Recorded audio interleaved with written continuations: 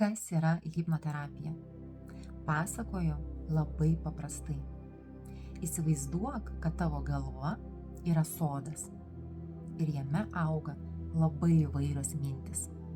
Vienos jų labai gražios, tarsi pačios gražiausios gėlės, kitos spygliuotos piktžolės ir jos visos ten auga kartu.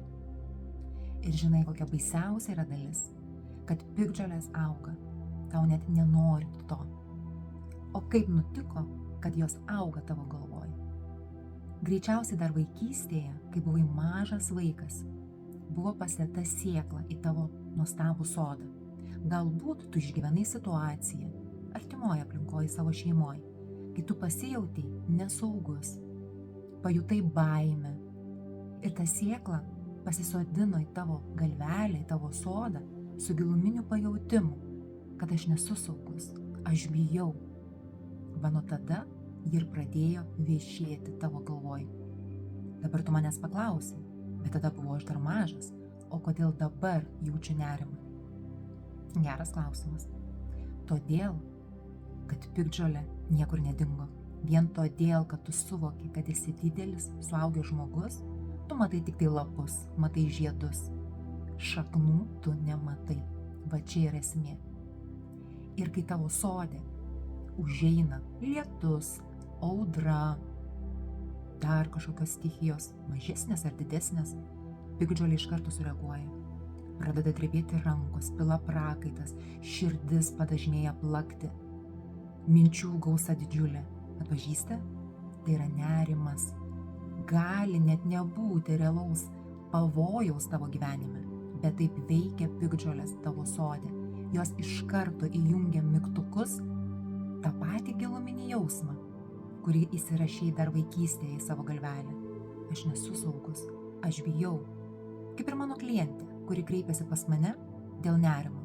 Jinai sako, bet kodėl visada viduj tas nerimo, baimės jausmas, kad kažkas va tuoj nutiks. Kodėl, Lina, kas yra? Hipnoterapijos metu,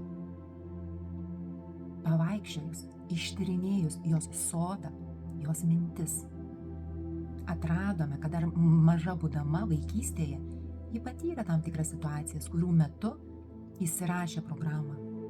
Į savo galvelę, į savo sodą pasodino sėklas. Aš turiu nerimauti, aš turiu būti budri, turiu būti pasiruošusi bėgti, save apsaugoti nuo konflikto, nuo smurto. Čia man nėra saugi erdvė. Ir dabar, kad ir būdama didelė suaugusi moteris, išgyvena tą patį jausmą dar ir dar kartą. Kai mes atradome jos šitą piktžolę, išrovėme ją iš pagrindų, liko tuščia vieta. Ji pasodino ten visai kitą sėklą, ramybę, atsipalaidavimą, tą gerą šiltą jausmą. Ir praėjus savaitei gaunu žinutę. Lina, kaip aš gerai išsimiegojau, pailsėjau, jaučiuosi puikiai. Kaip taip greitai? Toks rezultatas. Taip, labai greitai ir labai paprastai, jeigu tik pavyksta atrasti piktžolę tavo galvoj, kurią pasisodinai dar būdamas mažas vaikas. Štai kodėl hipnoterapija nevaikšto paviršiumi. Jie vaikšto po tavo sodą, po tavo mintis. Ieško piktžolių. Kai atrandame jas, mes jas išrauname iš pagrindų ir tu turi tuščią vietą.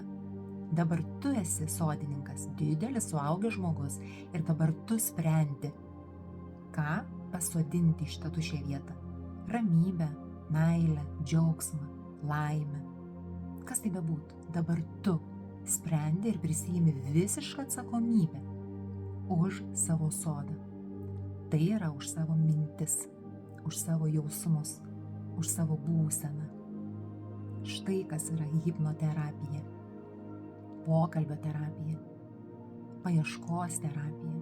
Mes tiesiog dirbame su tavo sodu, su meile, dėmesiu, rūpesčiu. Tai labai švelni terapija, atpalaiduojanti terapija, pokalbio terapija. Nori išbandyti?